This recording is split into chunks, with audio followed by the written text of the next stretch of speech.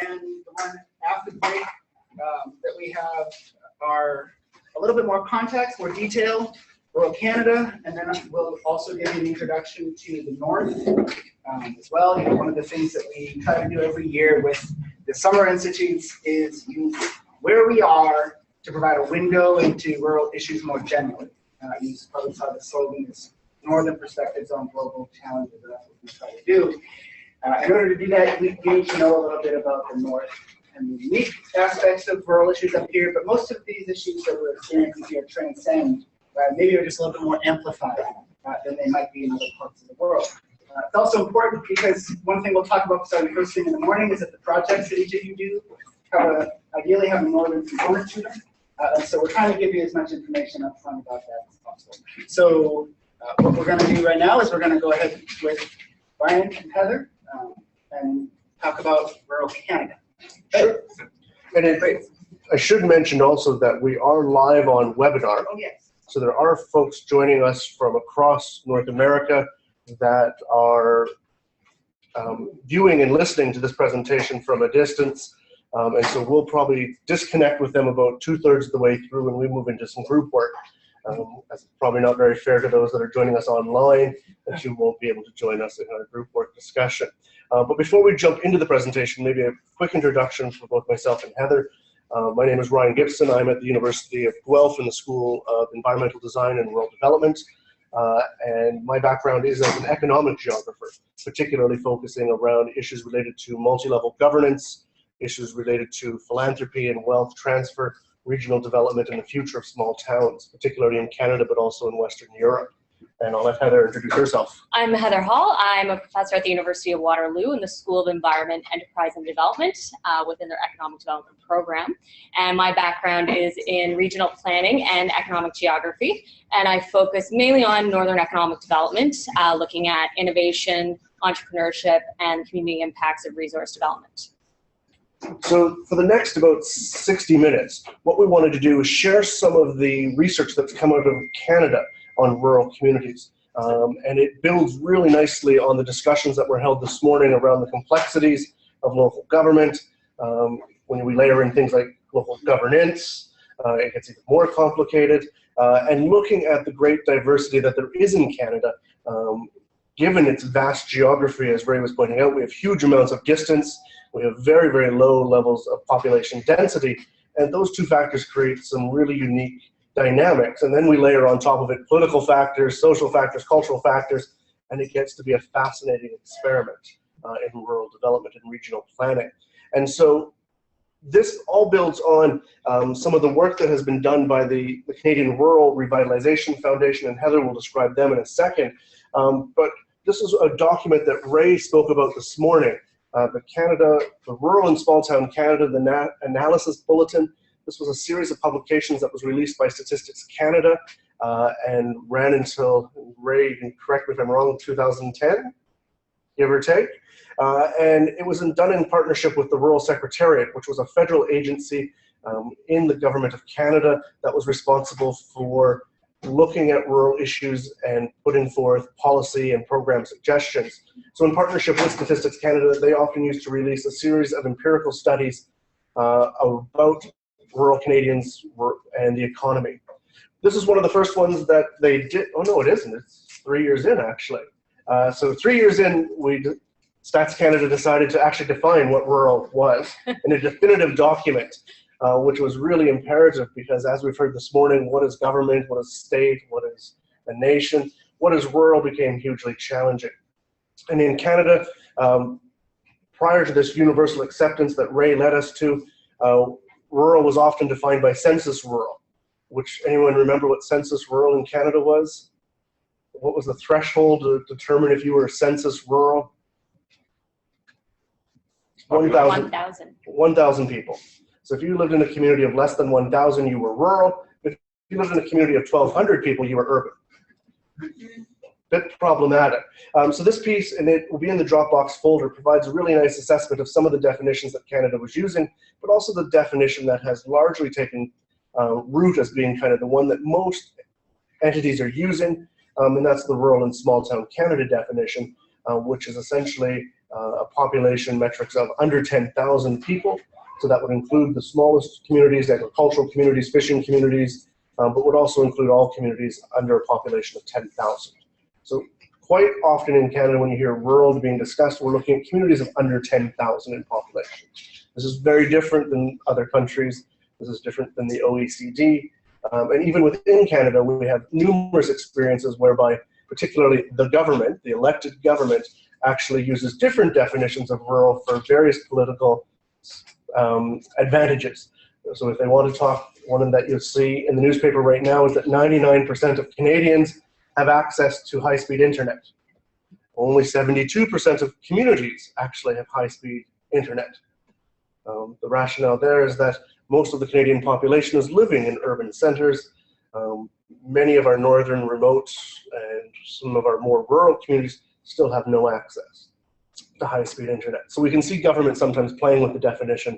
They're all correct, but it makes for some really challenging times to compare apples to apples, but makes it even more important that everyone is being very critical of what is being proposed as rural on that front.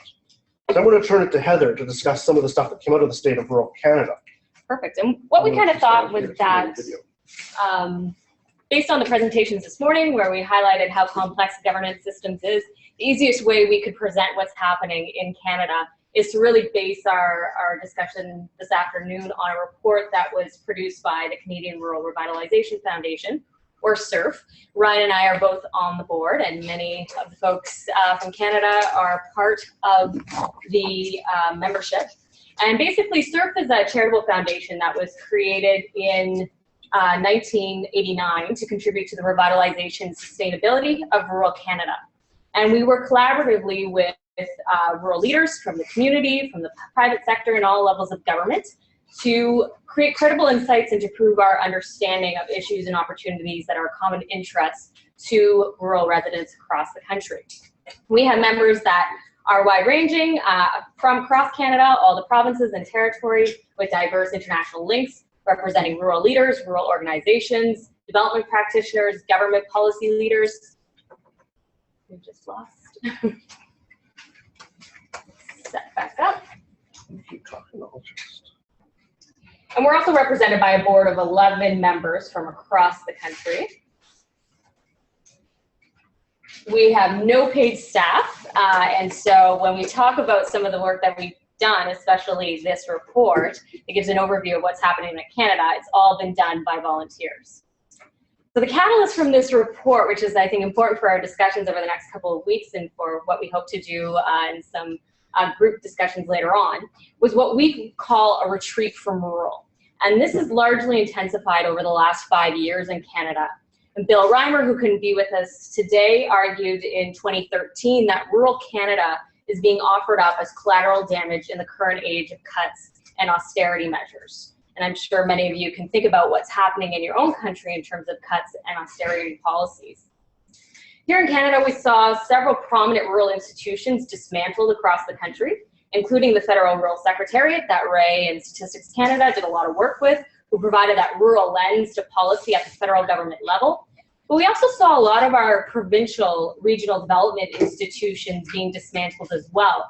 So the regional economic development boards in Newfoundland and Labrador, which were once seen as very innovative, top-down meets bottom-up regional development, were dismantled, as were regional development corporations in Manitoba. There was also closures across Atlantic Canada and in Saskatchewan. So not only were we losing key partners as researchers from across the country who played a vital role in their regions, but those that remained were told to do more with less. So the pressure was on them without the same kind of level of funding as well as people to work with to do more.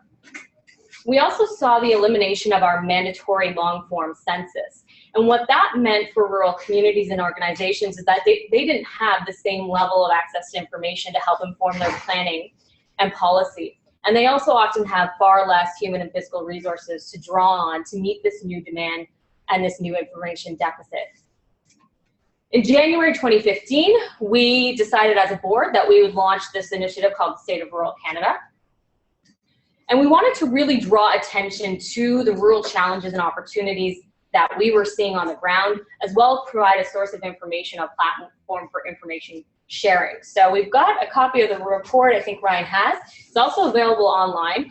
And what's kind of unique about it is that within the report, there is individual chapters focused on each province and territory in Canada, plus an overview in the beginning and some recommendations. So we're going to go through some of those comparison pieces right now. And before I do that, I just wanted to say that while Ryan and I are here, these were kind of the 6 key people on the board that helped form the editorial team, and over 41 individuals contributed their time to this report.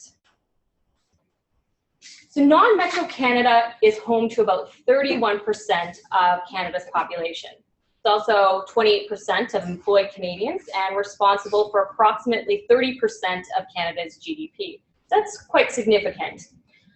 We feel that rural Canada is very important to the country in that it's the site for food production, resource extraction, energy generation, clean water and air, and of increasing importance for carbon sequestration efforts for climate change.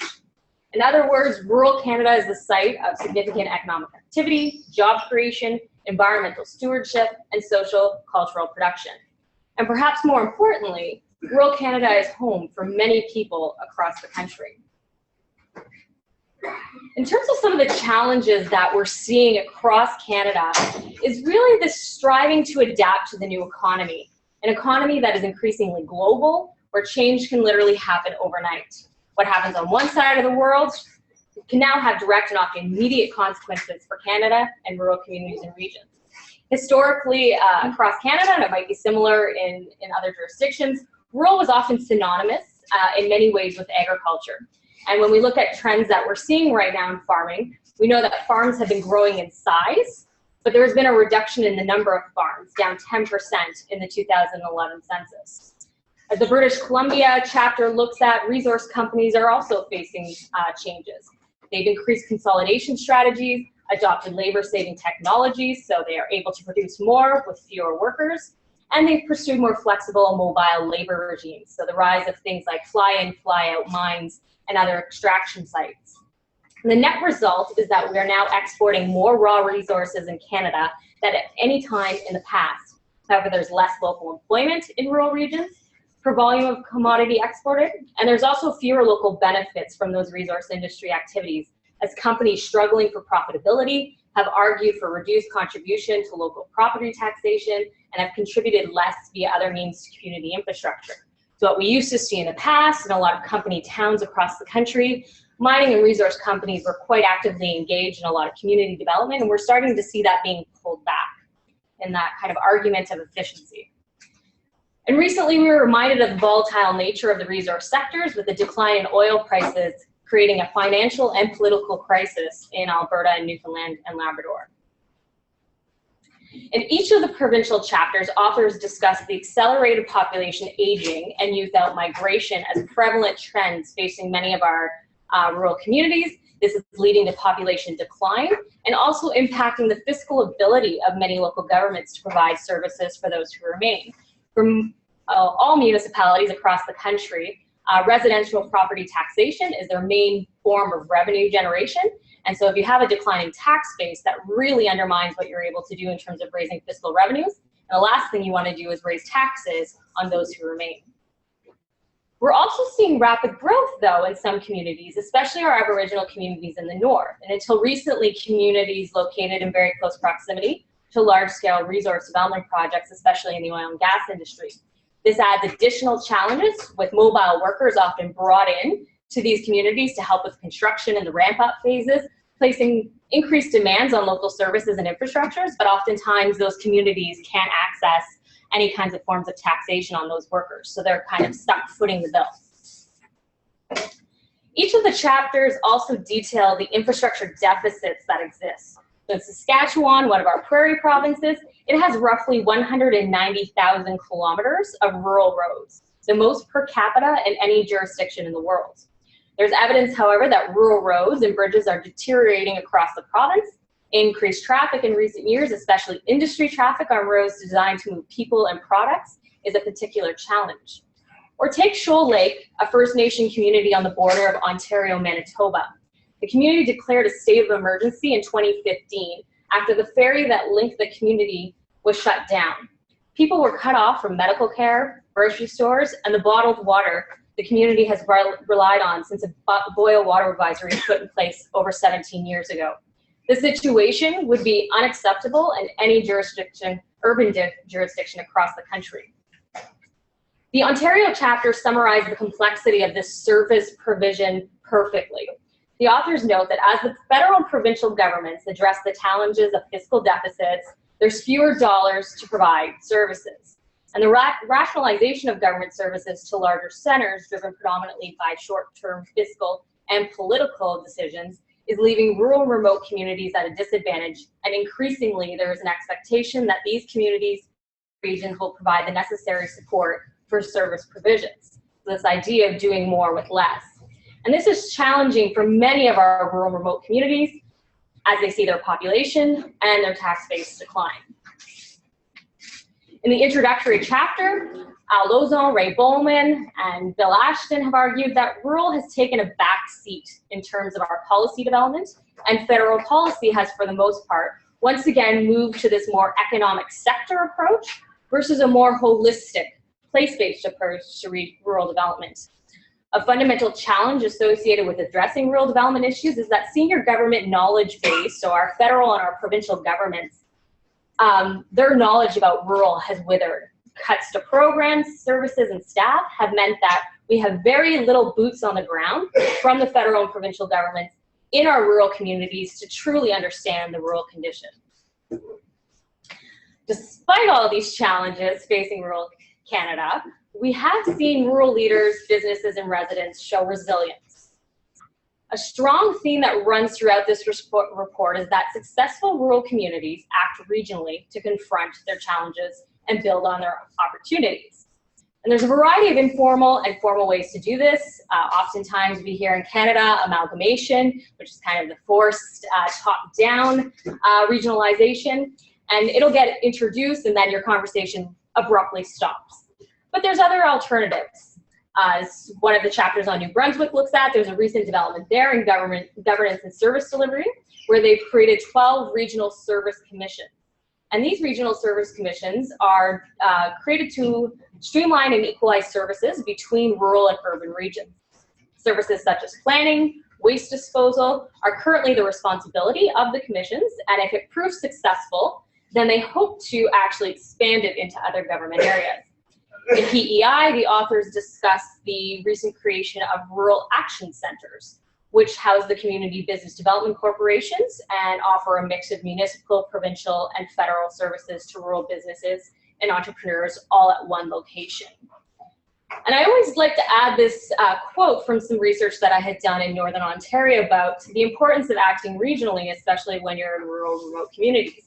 And this was speaking with a mayor. There are 5 kind of remote urban areas in Northern Ontario, and they quite often compete for government resources, for industry, and other types of opportunities. But he's talked about the strength they have when they work together. And the way he described it is, if you took a pencil in your hand and you snapped it, it's easy. But if you put 5 pencils in your hand, you can't break that. So it's that idea that there's strengths in numbers, and we're certainly seeing that in a number of regions across the country. Given the various degrees of rurality that exist in Canada, as Ryan was kind of mentioning in the introduction, it's important to have flexible policies that can recognize the diversity of rural places. And so I think we can all agree in the room that the idea of one size fits all does not work for most places, and certainly will not work for rural Canada. What we argue for is a place-based approach to rural development, which means investing in the capacity of a place to develop itself. Then development decisions tap into local knowledge, building on the expertise and the experience of local people. This approach to policy requires more innovative forms of governance and requires collaboration among government, civil society, and the private sector. It also points to the importance of local government and the strategic role they must play in bridging policy between higher levels of government and other local and regional stakeholders. This requires a significant change from traditional forms of policy development and requires new roles and new competencies for all stakeholders. The chapters in the report also highlight the tireless efforts of volunteers, nonprofits, and cooperatives in our rural communities, For example, the chapter on Nova Scotia highlights the vibrant social sector dedicated pool of volunteers in that province that is higher than national averages and is contributing to rural development across that province. An interesting trend highlighted in Prince Edward Island is a small but growing countercurrent of younger farmers and organizations that are repatriating rural areas. And this cohort, which we might think of as maybe a new back to the land or homesteader movement, is said to be embracing organic and mixed farming on smaller properties. A number of people in that province see this as part of a broader counter-urbanization pattern of return migration of young people, in particular to rural areas, a trend that many feel is important to our rural revitalization efforts. In Ontario, there was discussions about renewed opportunities connected to more local approach to agriculture, reflected in the local food movement in organic agriculture. The province has adopted the Local Food Act, and at the same time, there's been growth in farmers markets across the province, as well as community-supported agriculture. In the future, some communities might be able to harness these opportunities as an economic strength. Another initiative that we've seen in Northern Ontario is a movement called Back at 30.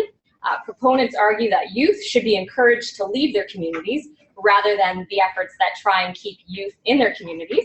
And that helps them go out and gain experience around the world, or perhaps across their country. But then we should start encouraging them to come back to our rural communities in their 30s when they're looking for places to raise their families, more affordable housing, and a better quality of life. For many, there's no place like home, but the economic opportunities also need to exist. So in our final chapter, we discuss globalization, urbanization, the city's agenda, and other things. Rural and small town places and rural issues more generally have become lost in our national conversation. Even worse, these discussions often have an implicit view that rural and small town places across Canada don't matter or are not relevant in the 21st century. Rural Canada, we argue, will continue to be viable and be vital to Canada and its economy. So if we are to truly imagine a successful country and economy into the heart of the 21st century, we'd like to reimagine a new rural Canada. And I'm going to turn it over to Ryan, who's going to talk about some of our recommendations. So I'm going to move back there because I think it's the microphone.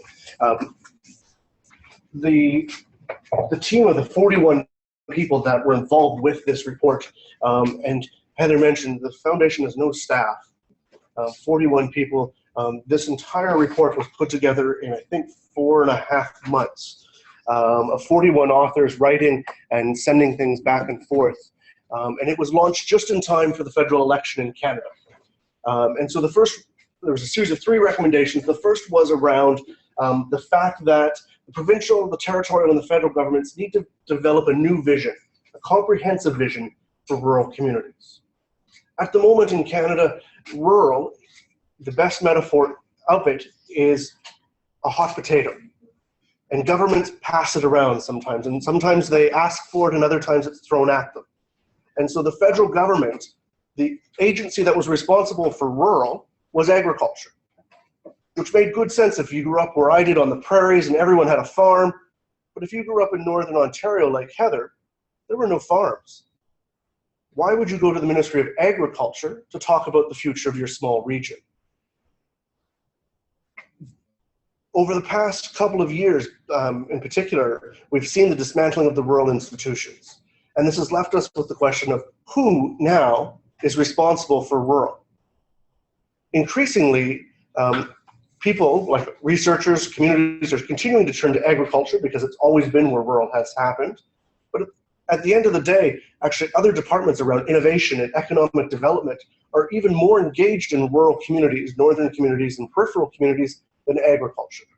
So the first recommendation was we need a vibrant, comprehensive strategy for rural in the country. We should mention that Canada has, as the federal government retreated, the provinces increasingly became engaged with rural policy. And the most vibrant example of this would be in the province of Quebec. For the last 15 years, wow, 15, almost 20 years, the province of Quebec has had their own national strategy on rural development. They're the only jurisdiction in Canada that has a comprehensive rural strategy. Other provinces and the federal government have a variety of economic sector-based strategies, but not a comprehensive rural strategy. So the province of Quebec is truly the only jurisdiction in Canada that has a comprehensive, robust rural strategy. Unfortunately, though, that strategy, after political changes, the strategy still remains. The public financing that has been committed to that strategy and that policy increasingly is becoming more and more difficult to secure and to keep. So the first example of this was around, the first recommendation, we need a robust strategy. It was interesting, an anecdote story I heard just a few months ago is the pervasivity of the situation. The federal government was looking at putting local benefits for Veterans Affairs into small communities. The previous government closed many of the local offices, and the federal government said they wanted to move it back towards the main street. And they came up with the idea that they would put them in the Community Futures Development Corporations, very similar to the LEADER programs in Europe, and they were going to put them back on the main street, or not in the LEADER, in the community business, the regional economic development agencies, my apologies. Putting them in the regional development economic agencies, except for the fact that the federal government in the previous budget canceled the funding to support these organizations. In Atlantic Canada, I think it was 26 out of 28 closed. So the Department of Veterans Affairs is going to put money into an agency to give to local grassroots community organizations to help veterans, but they actually no longer were there. And so we see this disconnect sometimes at the federal level. The second recommendation that came out of this report is that it can't simply be the federal government's responsibility. Rural communities, rural organizations, leaders have a responsibility to play to be active participants in both understanding and planning, but also investing in their own futures. We have a complacency among some rural communities that they are simply going to sit back and wait for government to fix things. They don't need to have local leadership, they'll simply wait. And we've had a history of this in Canada, particularly fueled in the 1950s through the 1980s, where government had huge investment programs that would help to diversify, restructure economies. Rarely do they have great success. And so we have to really empower local communities to become active in this engagement process. Part of this, however, though, is a capacity on both the rural communities and on government. How do we ensure that those that want to be active have the right skills and capacities to understand the larger systems of government, how policy is created, how policy is funded, and that becomes incredibly difficult, particularly in some of the smaller communities where many of them are focusing on survival. They're not focusing on how to build new strategies, they're focusing on how to ensure that the jobs that they have in their town are kept when the industry is closing, or how to keep the school open. And so we need to recognize the diversity of rural communities that are out there and how to empower them to be active members in this process. And the third recommendation that came out of the report, and this came out of almost all of the chapters, was a tremendous serendipity that the State of Rural Canada report came out just shortly after the Truth and Reconciliation Commission, the TRC. For those that are not in Canada or maybe not familiar, the Truth and Reconciliation Commission was established in response to the residential schools that were created for Indigenous people in Canada, and the series of atrocities that were committed through those. And so for the past number of years, the Commission has been talking with Indigenous people, other stakeholders to recount what actually took place, but also to look in terms of how to move forward. And there's a tremendous opportunity that we have at the moment to recognize the recommendations that came out of the Truth and Reconciliation Commission. And actually many of those, although they're seen as recommendations from that commission, actually resonate with rural communities.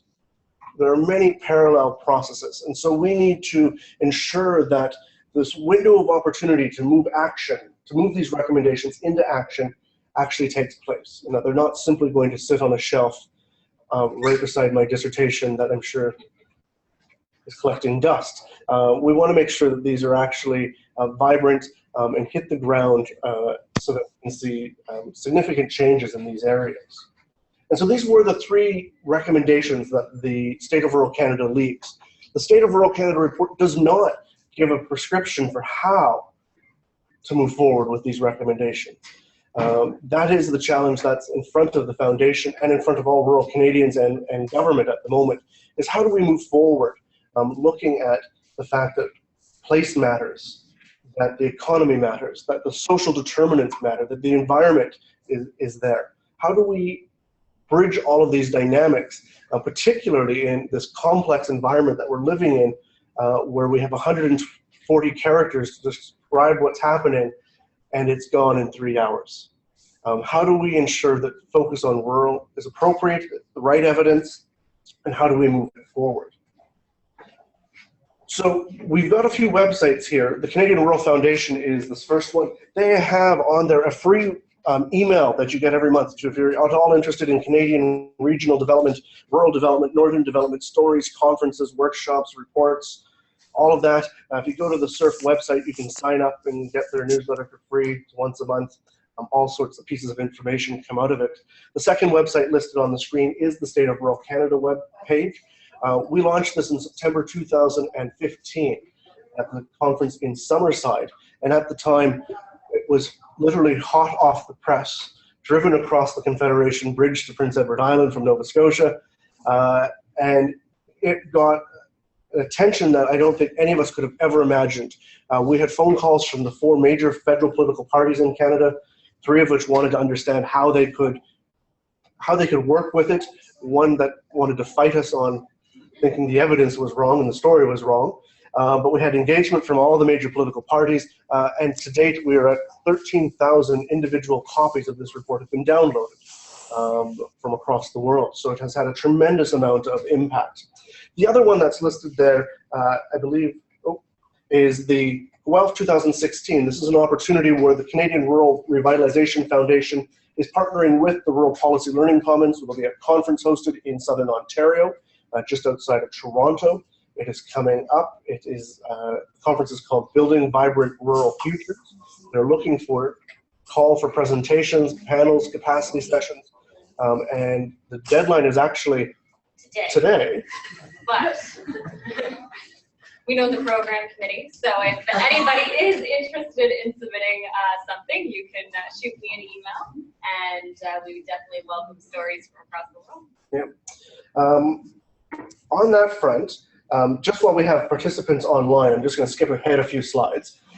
There is the conference itself. One of the great things is that the partnership between SURF and RPLC, we are anticipating that we will have funds available to help students, local development practitioners get to the conference to help offset those costs.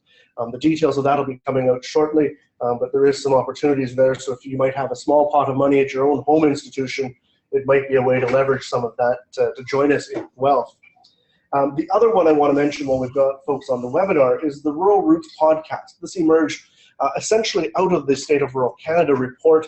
Boyan First and myself are leading, and this is an online podcast that looks at what does it look like or what does it mean to live rurally in the 21st century. And because Canada is so diverse, we're trying to get all these voices. And so it's a free online podcast that comes out about every 10 days. And what's delightful is that local community radio stations and campus radio stations across Canada and now the United States are actually picking up these podcasts and playing them on regular rotation in their communities, which is fantastic. And over the course of the next 2 weeks, I'll probably be chatting with every single one of you, if you don't mind, about your own backgrounds. And it'll be part of some of the upcoming Rural Roots podcasts. And so we'll, over the next couple of days, bring a nice microphone and try to absorb all of your knowledge that we can share with other people out there. But at this point, maybe we could open it up to see if there are any questions on some of the information that was shared. And if there is, we'd be delighted to defer it to Ray Bowman to answer. And if there are not, we're going to move into some group discussions. But we'll ask if there's any questions while we've got folks online. And maybe we spend 5 to 6 minutes on that if there's some key burning questions. And if not, or once we answer those questions, we'll move into some group work. We will bid adieu to anybody that's joined us by video. Hello, Bill. On that front. Any questions?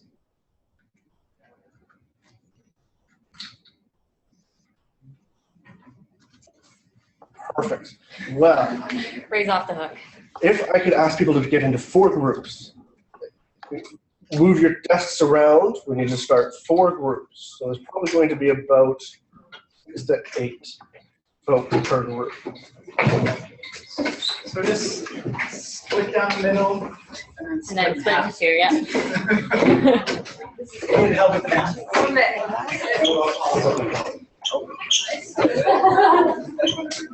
That was great. Have we make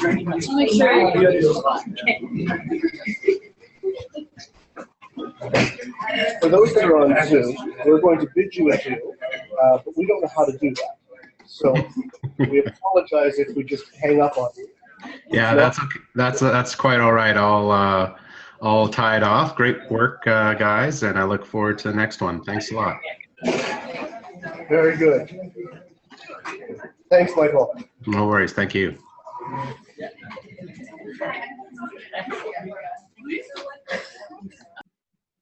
So for those who have tuned in, I see Bill Reimer, and we have some other participants in the background.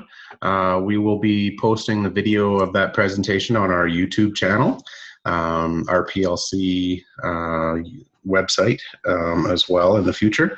So thank you very much for tuning in. We do have another webinar scheduled later today. The topic will be rural policy issues in the rural north. Time for that will be 6:00 p.m. Central. So depending on where you are, I'm not sure what time that will be, but I know 6:00 Central, which is approximately 3:00 p.m. in Alaska. And this is the first video of its kind that we've offered. This is the first time we've recorded a session at the ICRPS sessional seminar. It's a 2-week instructional seminar on rural policy, and it draws faculty and students from all across North America and Europe to do a comparative on rural policy. So this has been running for a number of years, and I know members are there in Alaska and online as well. Bill, can you hear me, Bill? How are you today? Just nodding. Any comments for the record, I guess, for our first video from Alaska?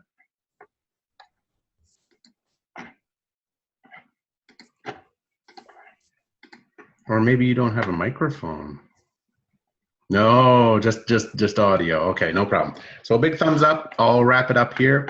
Again, thanks for everyone for tuning in. Dr. Barbara Barter, Wayne Kelly, Patrick, and others. And take care till the next time. Thank you.